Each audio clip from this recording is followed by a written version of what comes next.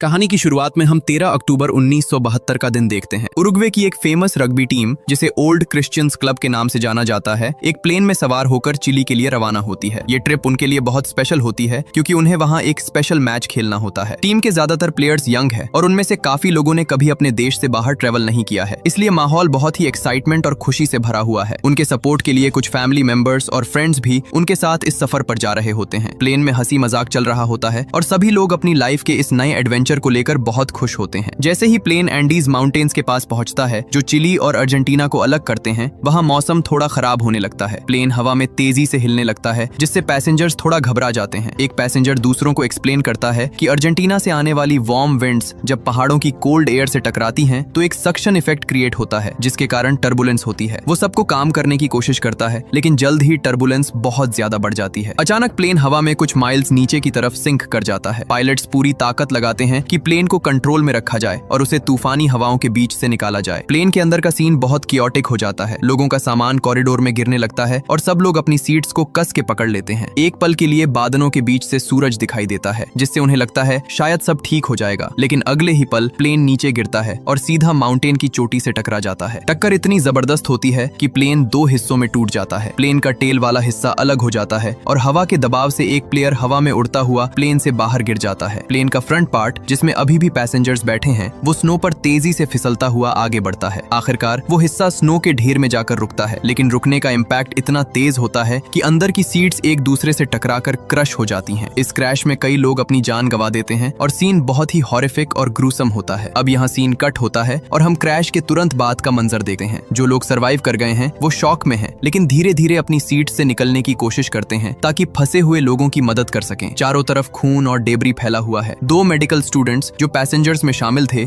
Immediately action में आते हैं। वो ब्रोकन लिम्स वाले लोगों को शांत करने की कोशिश करते हैं और जितनी हो सके उतनी फर्स्ट एड देने की कोशिश करते हैं। कुछ लड़के पायलट के कॉकपिट की तरफ जाते हैं चेक करने के लिए, लेकिन पायलट बुरी तरह जख्मी होता है और बस कुछ शब्द बोलकर दम तोड़ देता है। सर्वाइवर्स देखते हैं कि प्लेन का रेडियो भी पूरी तरह खराब हो चुका है और काम नहीं कर रहा है। कुछ लोग बाहर निकलकर मदद के लिए चिल्लाते हैं, लेकिन चारों तरफ सन्नाटा और स्नो के अलावा कुछ नहीं होता। जैसे ही रात होती है, टेम्परेचर तेजी से गिरने लगता है। एंडीज की ठंड बर्दाश्त से बाहर होने लगती है। बचने के लिए सभी सर्वाइवर्स प्लेन के टूटे हुए हिस्से के अंदर एक साथ हडल कर लेते हैं ताकि बॉडी हीट शेयर कर सकें। प्लेन में जो बड़े होल्स हो गए थे, उन्हें बंद करने के लिए वो डेड बॉडीज और बैग्स का इस्तेमाल करते हैं ताकि ठंडी हवा अंदर ना आ सके। रात बहुत मुश्किल होती है। कई लोग दर्द की वजह से रो रहे होते हैं। अगली सुबह जब धूप निकलती है तो उन्हें पता चलता है कि रात भर में कुछ और लोग ठंड की वजह से फ्रीज होकर मर गए हैं। तूफान अब शांत हो चुका है और सूरज की रोशनी तेजी से चमक रही है। सर्वाइवर्स बाहर निकलकर देखते हैं तो उन्हें दूर दूर तक सिर्फ बर्फ और पहाड़ दिखाई देते हैं। उन्हें रियलाइज होता है कि वो सिविलाइजेशन से बहुत दूर है। ग्रुप डिसाइड करता है कि अगर उन्हें जिंदा रहना है तो उन्हें ऑर्गेनाइज होना पड़ेगा। वो प्लेन के अंदर से टूटी हुई सीट्स और डेब्री को बाहर निकालते हैं ताकि रात को सोने के लिए सबके पास जगह हो। जो लोग जख्मी हैं उन्हें उस जगह पर लिटाया जाता है जहां सबसे ज्यादा धूप आती है ताकि उन्हें थोड़ी गर्मी मिल सके। अब सीन शिफ्ट होता है सर्वाइवर्स की मैनेजमेंट की तरफ। वो हर एक सूटकेस और बैग को ध्यान से चेक करते हैं। जो भी चीज यूजफुल लगती है उसे संभाल कर रख लिया जाता है। सबसे इंपॉर्टेंट टास्क होता है खाना ढूंढना। पूरे प्लेन को सर्च करने के बाद उन्हें बहुत कम मात्रा में चॉकलेट्स और वाइन मिलती है। डेड बॉडीज को प्लेन से दूर ले जाकर स्नो से कवर कर दिया जाता है ताकि वो डीकंपोज न हो, और उन्हें उम्मीद होती है कि जब रेस्क्यू टीम आएगी तो वो बॉडीज को अपने साथ ले जाएंगे। जब सब कुछ ऑर्गेनाइज हो जाता है तो वो बहुत थोड़ा सा स्नैक खाते हैं। अचानक उन्हें एक प्लेन की आवाज सुनाई देती है। सभी लोग पूरी ताकत से चिल्लाते हैं और अपने हाथ हिलाते हैं, लेकिन प्लेन उन्हें बिना देखे निकल जाता है। दूसरी रात वो थोड़ा बेहतर तैयारी के साथ सोने जाते हैं। वो बैग्स में से कपड़े निकालकर ब्लैंकेट्स की तरह यूज करते हैं और होल्स को सूटकेस से कवर कर देते हैं। तीसरी दिन नैंडो नाम का कैरेक्टर, जो क्रैश के बाद से अनकॉन्शियस था,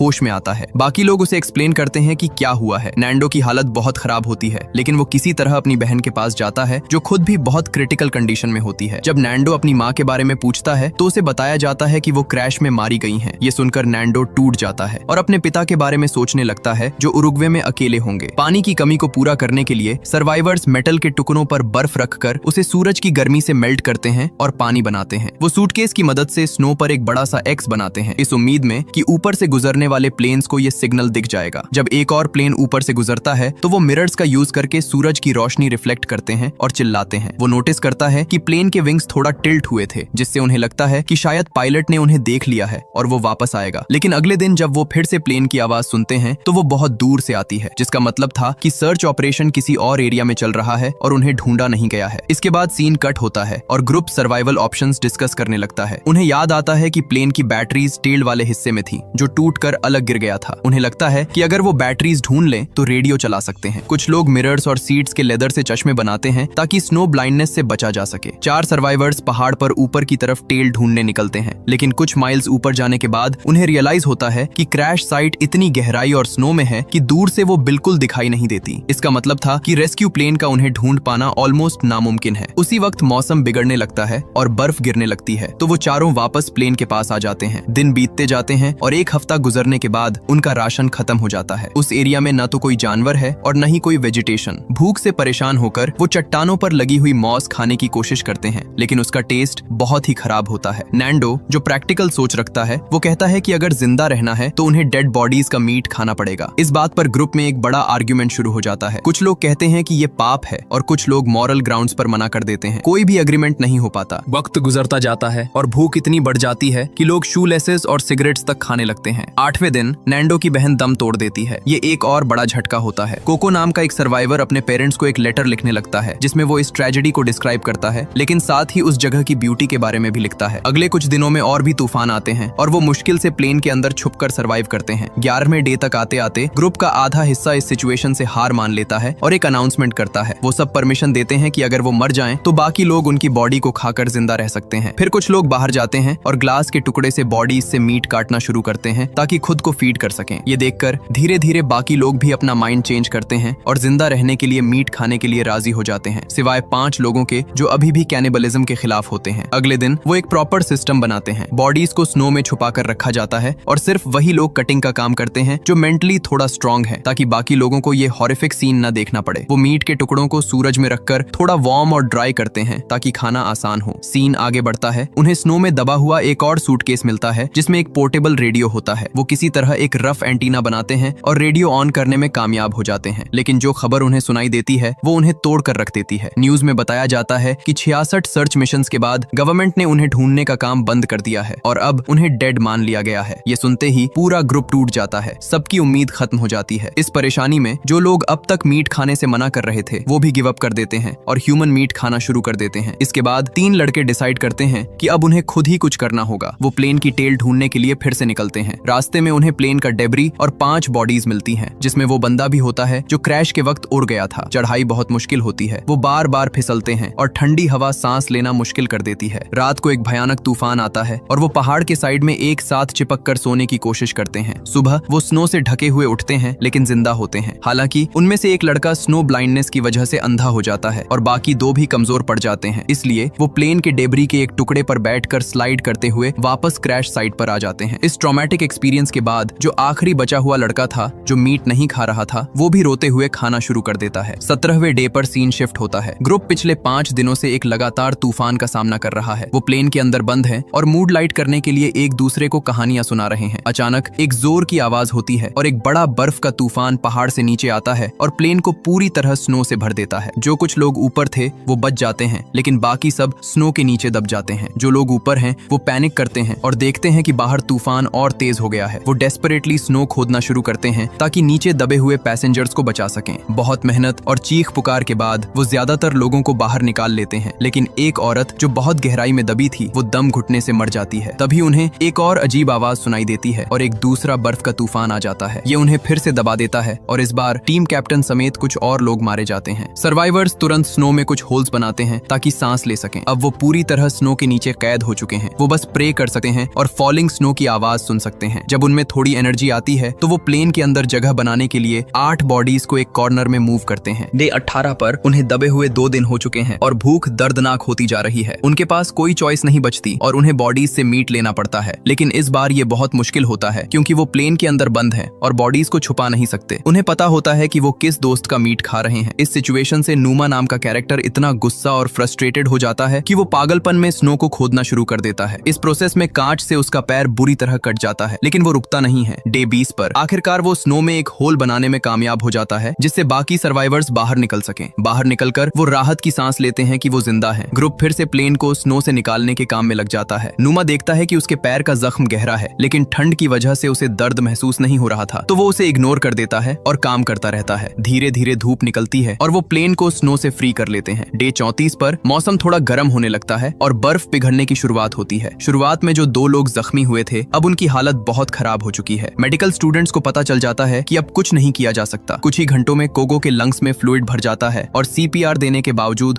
वो बच नहीं पाता। जब वो उसकी बॉडी को बाहर ले जाते हैं तो उन्हें वो लेटर मिलता है जो उसने लिखा था और वो उसे संभाल कर रख लेते हैं। डे 36 पर मौसम इतना साफ हो जाता है कि रोबर्टो, नैंडो, टिंटिन और नूमा एक नई सर्च एक्सपीडिशन पर जाने का फैसला करते हैं। इस बार वो एक्स्ट्रा कपड़े पहनते हैं। सफर शुरू होते ही नूमा को चक्कर आने लगते हैं और वो गिर जाता है। जब वो उसका पैर चेक करते हैं तो देखते हैं कि इन्फेक्शन पूरी तरह फैल चुका है। ग्रुप उसे वापस ले जाना चाहता है, लेकिन नूमा जिद करता है कि वो वापस अकेला चला जाएगा और बाकी लोग आगे बढ़ें। नूमा जैसे तैसे वापस क्रैश साइट पर पहुंचता है और बेहोश हो जाता है। जब उसे होश आता है तो वो देखता है कि एक और बीमार पैसेंजर हेलुसिनेट कर रहा है और फिर मर जाता है। अगले दिन ग्रुप कॉकपिट से बर्फ हटाने का काम शुरू करता है। नूमा मदद करना चाहता है, लेकिन वो इतना कमजोर हो चुका है कि कुछ नहीं कर पाता। ये हेल्पलेसनेस उसे बहुत परेशान करती है। जल्द ही वो 3 लोग वापस आते हैं और एक बड़ी खुशखबरी लाते हैं। उन्हें प्लेन की टेल मिल गई है। वो वहाँ से काफी सारे कोट्स, रम की बॉटल्स, सिगरेट्स और चॉकलेट्स लेकर आए हैं। सबसे बड़ी बात, उन्हें बैटरीज भी मिल गई हैं। वो बैटरीज को कॉकपिट के रेडियो से कनेक्ट करने की कोशिश करते हैं। बहुत मेहनत के बाद रेडियो में स्टैटिक नॉइज आती है, लेकिन वो किसी को कांटेक्ट नहीं कर पाते और कोई रिस्पॉन्स नहीं मिलता। दिन फिर से बीतने लगते हैं। ग्रुप अब बाहर जाने से डरता है क्योंकि बाहर की ठंड जानलेवा है। नूमा का इन्फेक्शन अब उसकी पूरी बॉडी में फैल रहा है। टेल से लाया गया खाना भी खत्म हो रहा है, तो उन्हें अब डेड बॉडी से मीट निकालना पड़ता है। अब ये सब उनके लिए एक रूटीन बन चुका है। नूमा को रियलाइज हो जाता है कि उसके पास ज्यादा वक्त नहीं बचा है, इसलिए वो खाना बंद कर देता है ताकि दूसरों के लिए ज्यादा फूड बचे। रेडियो फिक्स करने की एक और कोशिश में शॉर्ट सर्किट हो जाता है और वो उम्मीद भी खत्म हो जाती है। गुस्से में वो प्लेन पर सर्वाइवर्स की गिनती लिखते हैं। एक और ट्रिप के दौरान उन्हें टेल सेक्शन में वाटरप्रूफ फैब्रिक मिलता है जो पाइप्स को कवर कर रहा था। उन्हें आइडिया आता है कि इससे एक स्लीपिंग बैग बनाया जा सकता है जो उन्हें रात की ठंड से बचाएगा। छोटा रेडियो अभी भी चल रहा होता है और उस पर वो सुनते हैं कि क्रैश के 58 डेज बाद भी एयरफोर्स एक और एयरक्राफ्ट भेजने की प्लानिंग कर रही है। इस बात पर फिर से बहस होती है कि इंतजार करें या खुद मदद ढूंढने जाएं। रोबर्टो फ्रस्ट्रेटेड होकर स्लीपिंग बैग को फाड़ देता है। मूड लाइट करने के लिए ग्रुप चिड़ियों की आवाजें निकालता है और एक कैमरा ढूंढकर फोटोज खींचता है। उस रात नूमा उन्हें परमिशन देता है कि मरने के बाद वो उसकी बॉडी खा सकते हैं। सुबह वो उसे मरा हुआ पाते हैं। उसके हाथ में एक नोट होता है जिस पर लिखा था कि दोस्तों के लिए अपनी जान देने से बड़ा कोई प्यार नहीं है। नूमा के इन शब्दों से इंस्पायर होकर रोबर्टो, नैंडो और टिंटिन डिसाइड करते हैं कि अब वो आर पार की लड़ाई लड़ेंगे। वो वाटरप्रूफ फैब्रिक से नया स्लीपिंग बैग बनाते हैं, काफी सारा मीट पैक करते हैं और वेस्ट की तरफ चढ़ाई शुरू करते हैं, इस उम्मीद में कि पहाड़ क्रॉस करके वो चिली पहुंच जाएंगे। रात को मौसम बहुत खराब हो जाता है तो वो स्नो में गड्ढा खोदते हैं और तीनों स्लीपिंग बैग के अंदर एक दूसरे से चिपक कर सो जाते हैं। ये स्लीपिंग बैग आइडिया काम कर जाता है और वो सुबह जिंदा उठते हैं। जब वो एक बहुत ऊंचे पहाड़ की चोटी पर पहुंचते हैं तो नजारा देखकर उनके होश उड़ जाते हैं। उन्हें लगा था कि पहाड़ के उस पार वैलीज होंगी, लेकिन वहां सिर्फ और सिर्फ मीलों तक पहाड़ ही पहाड़ थे। ये देखकर वो टूट जाते हैं और सोचते हैं कि वापस चले जाएं क्योंकि इतने लंबे सफर के लिए उनके पास खाना नहीं है। तब टिंटिन वॉलंटियर करता है कि वो वापस चला जाएगा ताकि उसका हिस्से का खाना रोबर्टो और नैंडो यूज कर सकें और आगे बढ़ सकें। टिंटिन वापस स्लाइड करके चला जाता है और रोबर्टो और नैंडो आगे बढ़ते हैं। ये सफर बेहद लंबा और थका देने वाला होता है। कई दिनों की चढ़ाई और उतराई के बाद आखिरकार लैंडस्केप चेंज होने लगता है। स्नो कम होने लगती है और रॉकी जमीन दिखने लगती है। जब नैंडो का जूता टूट जाता है तो रोबर्टो कपड़े बांधकर उसे फिक्स करता है और वो रुकते नहीं है। एक शाम रोबर्टो थककर गिर जाता है और उल्टी करने लगता है, लेकिन नैंडो उसे हिम्मत देता है और कहता है कि हम कर सकते हैं। सुबह वो फिर चलना शुरू करते हैं। उनकी मेहनत रंग लाती है जब उन्हें एक नदी मिलती है जिसमें फ्रेश पानी होता है और वहाँ उन्हें वेजिटेशन भी दिखाई देती है। अचानक नैंडो की नजर नदी के उस पार एक आदमी पर पड़ती है जो घोड़े पर बैठा उन्हें घूर रहा होता है। ये देखकर उन्हें अपनी आंखों पर यकीन नहीं होता। नदी का शोर बहुत ज्यादा होता है, इसलिए वो आदमी उनकी आवाज सुन नहीं पाता। नैंडो और रोबर्टो चिल्लाते हैं और हाथ हिलाते हैं। वो आदमी इशारा करता है और चला जाता है, लेकिन अगले दिन वापस आता है। वो नदी के उस पार से एक पत्थर के साथ कागज और पेंसिल बांधकर इनकी तरफ फेंकता है। नैंडो उस पेपर पर लिखता है कि वो उरुग्वेन प्लेन क्रैश के सर्वाइवर्स हैं। उनके दोस्त पहाड़ों में जख्मी हैं और उन्हें मदद चाहिए। वो पेपर वापस आदमी की तरफ फेंकता है। वो आदमी, जिसका नाम सर्जियो होता है, मैसेज पढ़ते ही तुरंत मदद लाने के लिए निकल पड़ता है। जल्द ही यह खबर एयर रेस्क्यू सर्विस तक पहुंचती है और एक रेस्क्यू मिशन प्लान किया जाता है। सर्जियो वापस आता है और नैंडो और रोबर्टो को अपने कैबिन में ले जाता है, जहां उन्हें इतने दिनों बाद पहली बार ढंग का खाना मिलता है। कुछ ही देर में वहां रिपोर्टर्स की भीड़ लग जाती है जो उनसे अजीब सवाल पूछने लगते हैं। क्रैश साइट पर बचे हुए लोगों ने रेडियो पर यह खबर सुन ली होती है कि नैंडो और रोबर्टो मिल गए हैं। पूरा ग्रुप खुशी से झूम उठता है। वो अपने आप को साफ करते हैं, बाल बनाते हैं ताकि जब रेस्क्यूज आए तो वो प्रेजेंटेबल लगें। वो अपना सामान पैक करते हैं और प्लेन के कुछ टुकड़े भी निशानी के तौर पर रख लेते हैं। जल्द ही आसमान में हेलीकॉप्टर्स की आवाज गूंजती है। रेस्क्यू हेलीकॉप्टर्स में रोबर्टो और नैंडो भी होते हैं जो पायलट्स को गाइड कर रहे होते हैं कि क्रैश साइट कहाँ है। डे 71 पर आखिरकार वो घड़ी आ जाती है जिसका सबको इंतजार था। हेलीकॉप्टर्स लैंड करते हैं और सर्वाइवर्स खुशी के मारे रोने लगते हैं। एक बंदा पूरे रेस्क्यू ऑपरेशन को रिकॉर्ड करता है। सर्वाइवर्स जिद करते हैं कि वो अपने बैग्स साथ लेकर जाएंगे, भले ही जगह कम हो। टोटल 16 लोग जिंदा बचे थे। जब हेलीकॉप्टर्स शहर पहुंचते हैं तो उनकी फैमिलीज वहां पहले से इंतजार कर रही होती हैं। मिलन का सीन बहुत इमोशनल होता है। सर्वाइवर्स को हॉस्पिटल ले जाया जाता है जहां डॉक्टर्स रिपोर्टर्स को बाहर रखते हैं और उनका फुल चेकअप करते हैं। उनकी बॉडीज स्केलेटन्स जैसी हो चुकी होती हैं और वो मुश्किल से चल पा रहे होते हैं। हर सर्वाइवर को अपना बेड दिया जाता है, लेकिन उस रात वो अकेले सोने में डर महसूस करते हैं और ट्रॉमा की वजह से सब एक ग्रुप में हडल होकर सोते हैं, बिल्कुल वैसे ही जैसे वो पहाड़ पर सोते थे। मूवी के एंड में हम देखते हैं कि सर्वाइवर्स अपनी नॉर्मल लाइफ में वापस आने की कोशिश कर रहे हैं, लेकिन वो एक्सपीरियंस उन्हें हमेशा के लिए बदल चुका है। वो उन दोस्तों को याद करते हैं जिन्होंने अपनी जान दे दी ताकि बाकी लोग जिंदा रह सकें। इसी के साथ ये कहानी खत्म होती है। अगर आपको ये वीडियो पसंद आई हो तो प्लीज चैनल को सब्सक्राइब जरूर करें और बेल आइकन को भी प्रेस कर दें ताकि ऐसी और वीडियोस आप तक पहुंचती रहें। देखने के लिए धन्यवाद।